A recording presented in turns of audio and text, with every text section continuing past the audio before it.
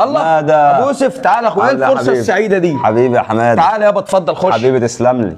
انا جاي لك بس في كلمتين كده وبناء عليهم هنقرر ان كنت ادخل يا حماده ولا انزل. يا هو الموضوع كبير جو كده، اعتبرهم خلص. حبيبي يعني انت بتعزني؟ اقسم بالله انت اخويا الكبير، في ايه مالك؟ ربنا يبارك لك يا رب. يعني انا غالي عندك؟ انت لسه عارف النهارده اكيد طبعا. تسلم لي يا رب. يعني انا زي اخوك الكبير فعلا زي ما انت بتقول؟ على راسي حبيبي ربنا يبارك لك يا رب. طب انا جاي لك في مساله خير ووساطه خير كده يا حماده. جاي لي في وساطه؟ بس كده خش واقفل الباب واعتبرها منهيه. حبيبي ايه المشكله يعني؟ حبيبي انا جاي لك بالنسبه للواد كمال. كمال مين؟ كمال بتاعنا؟ بعد اذنك ابو يوسف خرج نفسك من الموضوع ده. اسمعني الاول قبل ما تتكلم اي كلمه. الراجل ده دخل بيتي كل عيش وملح، شرب فيه بج ميه وطلع جاب في سيرته في سيره اهل بيتي. ينفع يرضيك؟ الراجل ده ابو يوسف ما كسرش كوبايه انت جاي بتراضيني، ده عاب فيا. ينفع يا عم؟ مفيش الكلام ده يا حماده. هتلاقي بس حد اتكلم والناس يا حماده انت عارف الناس ولسانها يا حماده. يا ابو يوسف ده 1 و2 و3 و4 قالوا لي كمان. يا ابني ده هو بيعزك وعايز يصالحك وعايز يرضيك لانه ما عملش حاجه ولا قال حاجه. لا اله الا الله. ابو يوسف بالله عليك خليك بعيد عن الموضوع ده، والباب ده انا قفلته وخلاص، والبني ادم ده مش عايز اعرفه تاني. معلش يا حماده لو بتعزني انا جاي لك وعارف انت بتعزني ومش هتردني يا حماده.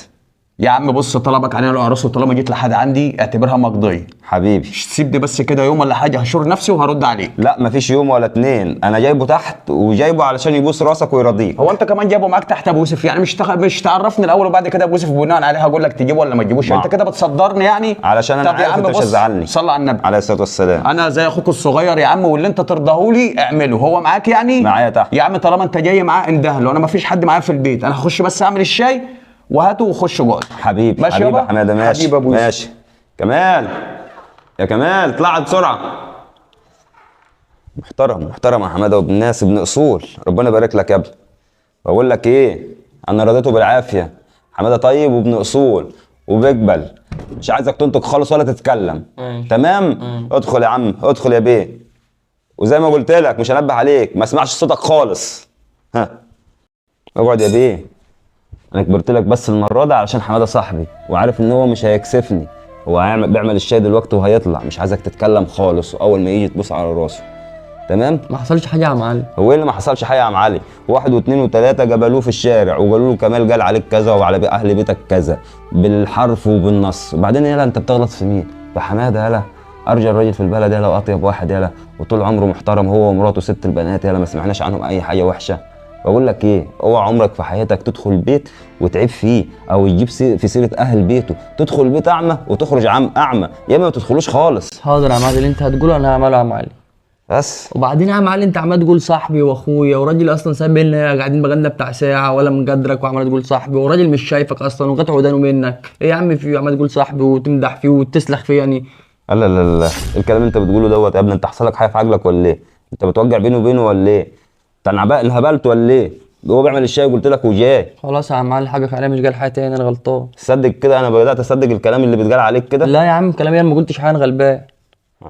وبعدين بقول لك صح يا معلم، هو اشمعنى هو اللي بيعمل الشاي؟ امال مراته فين؟ انت مالك بمراته يا عم؟ تسال ليه؟ هتلاقيها في مشوار ولا عند اهلها يا عم؟ اصل انا صاحبه ولو عرفت ان انا هنا هتفرح قوي. ايه الكلام اللي انت بتقوله ده؟ انت انهبلت ولا ايه؟ تصدق كده انا بدات اصدق فعلا الكلام اللي بيتقال عليك، وانت فعلا كده مش راجل ومالكش ان انت تدخل اي بيت وما تؤتمنش على اي بيت.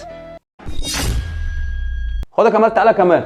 خلاص يا حماده. استنى انت يا ابو يوسف تعالى كمان. بص يا ابن الناس، انا مش عايز اسمع منك كلمه، لان الغلط هنا مش عندك، الغلط غلط انا كنت عايز اديك فرصه تانية بس انت طلعت ما تستاهلش. انت قاعد في بيتي وبتتكلم عني وعن مراتي. اسمع يا ابن الناس، في ناس كتيره قوي زيك عامله زي الفيروس، لو ما ماتتش تفضل طول عمرها تجيب المرض. حقك عليا يا ابن الناس ان انا قبلت اديك فرصه تانية وادخلك بيتي اصلا. يلا يا ابني وحذاري تقابلني في شارع ترمي عليها السلام او تقول لي سلام عليك وهزعلك. اتكل على الله يا ابن الناس، وانا اسف ليك مره تانية. يلا حماده انا مش ما تقولش حاجه يا ابو يوسف، انت تكرم، مش ذنبك. انا عارف ان انت كنت قاصد خير حبيبي. انا عارف ان هو مش ذنبك، بس في ناس زي كده صاحبي، في ناس زي كده كتير عامله زي الفيروس، لو ما اتعالجش لو ما ماتش يفضل طول عمره جايب لك المرض. يا ابو يوسف ما انا قلت لك يا صاحبي اصحى. في ناس كتيره جوه في حياتك انت اللي بتديهم فرصه تانية. انت اتعودت على الاهانه، انت بقيت مهزأ. لما حد يجي عليك مره وتسامحه انت خلاص كده انت بترخص من نفسك.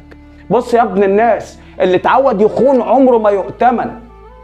اللي اتعود يجرح عمره ما يتضمن، اللي اتعود ان هو يخون ثقته فيك عمره ما ينفع تثق فيه تاني. يا ابن الناس، هو التعبان اللي لدعك، التعبان اللي عضك ممكن في يوم من الايام يبقى حمامه؟ هيفضل طول عمره تعبان. في ناس في حياتنا كده يا صاحبي عاملين زي الفيروس، لو ما ماتوش هيفضلوا طول عمرهم جايبين لك المرض.